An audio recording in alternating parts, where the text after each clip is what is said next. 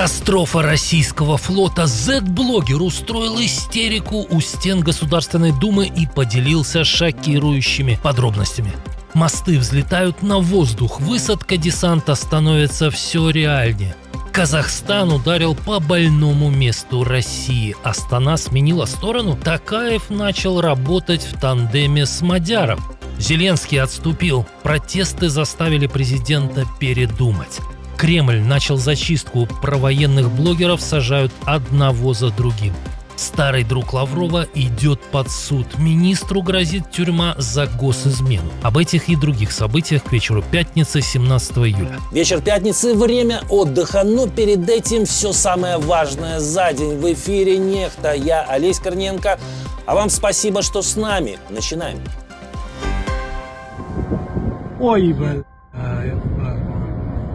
Величайшая морская битва нашего времени продолжается 13-й день. Легендарный командующий силами беспилотных систем Украины Роберт Броуди называет это флотопадом. За минувшие сутки в Черном море были поражены еще 12 судов теневого флота России, а именно 9 сухогрузов, 1 танкер-газовоз и 1 буксир. Всего с 6 июля поражены 159 судов, из них в Азовском море 117, еще 42 в Черном. Замечу, суда не потоплены. Почему? Это объяснил сам Мадяр.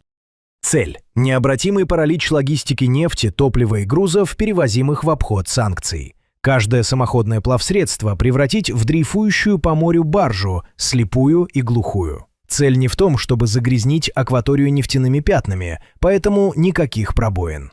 Свою операцию в СБС называют «Молочка», что расшифровывается «Москва ляжет через Крым». Несмотря на достаточное число видео и фото доказательств проделанной подразделениями Мадяра работы, все еще есть немало людей, которые не могут или не хотят поверить украинским защитникам. Давайте послушаем эксперта с другой стороны. Слово известному Z-блогеру Евгению Гольману. Их вывели, как канареек на расстрел. Распи***шили все. Какие-то там, кто-то вез масло, кто-то семечку, кто-то зерно. Не все там нефтеналивные были. Наша Родина не ответила ни хуя. А знак-то нехороший для обитателей Кремля, ведь Мадярушка уже не просто разлил, а даже и сжег подсолнечное масло. Влада – це народ! Влада – це народ! Влада – це народ! Протесты подействовали. Владимир Зеленский сделал шаг назад. Правда, Михаила Федорова на место министра обороны президент не вернул. Но и от назначения на этот пост нынешнего главы МВД Игоря Клименко отказался. Во всяком случае, пока. Обязанности министра обороны временно будет исполнять Евгений Хмара, который до этого возглавлял СБУ.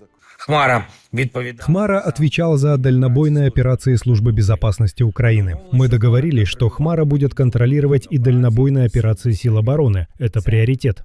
Как пишет Financial Times со ссылкой на источники на Банковой, большую часть дня накануне Зеленский провел в переговорах с главой своего офиса Кириллом Будановым, пытаясь найти выход из политического кризиса. По данным издания, увольнение Федорова вызвало недовольство не только в обществе, но и среди военных и депутатов правящей партии. Голосов для утверждения Игоря Клименко новым министром обороны могло просто не хватить. В итоге Зеленский пошел на уступку. Украинская правда в свою очередь пишет о неожиданном появлении на сцене Андрея Ермака. По данным издания, бывший глава Офиса президента Украины накануне посетил пункт управления главкома ВСУ в одной из прифронтовых областей. Ермак и Сырский, по данным журналистам, встречались вечером, примерно в то же время, когда Владимир Зеленский объявил, что исполнять обязанности министра обороны будет глава СБУ Евгений Хмара.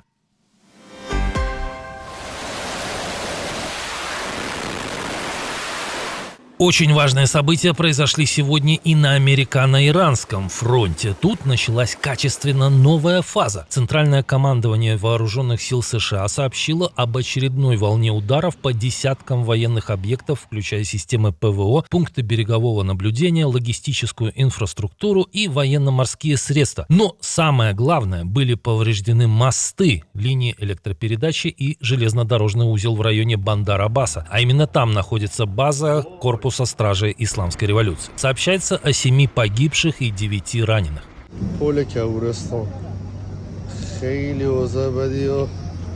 Как пишет The Wall Street Journal со ссылкой на американского чиновника, удары по мостам должны были нарушить снабжение Бандар-Аббаса и стали частью воздушной кампании и морской блокады в районе Ормузского пролива. По данным CENTCOM, в операции участвовали американские истребители, беспилотники и корабли ВМС с высокоточными боеприпасами. Это уже 6-я волна ударов после атак иранских сил на коммерческие суда в Ормузском проливе. Вышедшая из декретного отпуска представитель Белого дома Кэролайн Левит снова говорит о переговорах.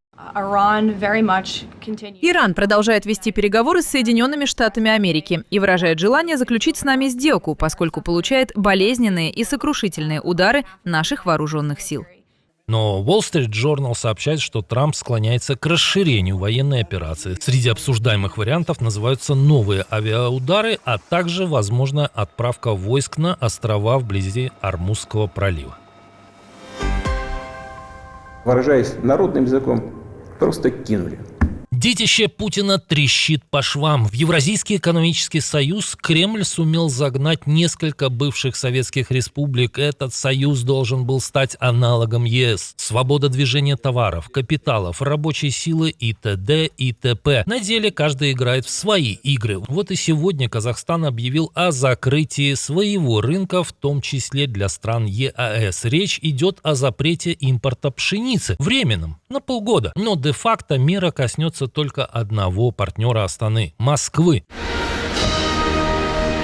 Именно она остается единственным поставщиком пшеницы в Казахстан. По данным Зернового союза страны, ежегодно в страну ввозится от 1,5 до 3 миллионов тонн российского зерна. Ограничения начнут действовать с 27 июля и распространяются на поставки автомобильным, железнодорожным и водным транспортом. Власти объясняют решение необходимостью защитить внутренний рынок перед новым урожаем. В стране накопились значительные запасы зерна, а дешевый импорт, главным образом из России, оказывает давление на цены и создает дефицит мощностей для хранения. А может, просто Астана передумала покупать сомнительный товар? Ведь всем известно, что под маркой российского часто фигурирует зерно, выращенное на оккупированных территориях Украины, а значит, ворованное. Намеренно или нет, но Касым-Жомарт Токаев работает в тандеме с Робертом Мадяром Бровди. Вместе они бьют по импорту зерна из РФ. Уже и российские СМИ признали, что экспорт зерна по Дону остановлен, а через водные пути Ростовской области его вывозилось до 30%. Тем временем Москва начала войну против Анкары, торговую. Россельхознадзор внезапно запретил ввоз абрикосов, черешни, вишни, персиков и нектаринов от 5 турецких производителей, объяснив решение регулярным обнаружением каких-то нарушений. Что именно нашли в привозных фруктах, ведомство не уточнило. А введение ограничений объявили через несколько часов после визита главы МИД Турции Хакана Фидана в Киев, где он заявил о готовности Анкары присоединиться к гарантиям безопасности Украины, поддержал ее территориальную целостность и осудил аннексию Крыма.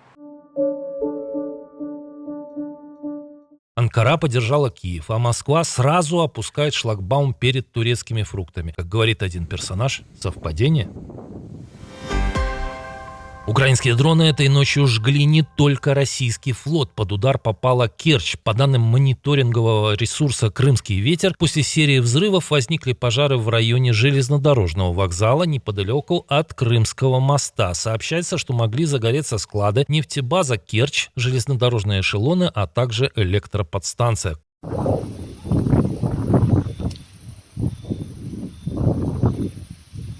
Кроме того, по данным украинских источников, беспилотники атаковали насосную станцию и подстанцию Коктебель на востоке Крыма, где также возник пожар. На фоне регулярных атак в Джанкое ранее ограничили работу мобильной связи до 16 часов в сутки из-за проблем с электроснабжением. Жителям Северного Крыма, оставшимся без света и воды, обещают щедрую единоразовую компенсацию в целых 15 тысяч рублей. Это был сарказм. Но тут есть один маленький нюанс. Для получения этих крох требуется встать на воинский учет. Об этом сообщают местные жители в соцсетях. На эти публикации обратила внимание «Новая газета Европа». Официально власти Крыма о таком условии не объявляли. По словам жителей Джанкойского и Нижнегорского районов, при оформлении выплаты мужчинам необходимо предъявить паспорт со штампом военкомата. В местных пабликах утверждают, что требование также распространяется на женщин с медицинскими специальностями, которые по российскому законодательству считаются военнообязанными. При этом по официальным правилам для получения компенсации достаточно подтвердить проживание в пострадавшем районе. Кажется, это еще один звоночек, что из Крыма пора бежать. Иначе скоро воду и еду можно будет получить только в окопе.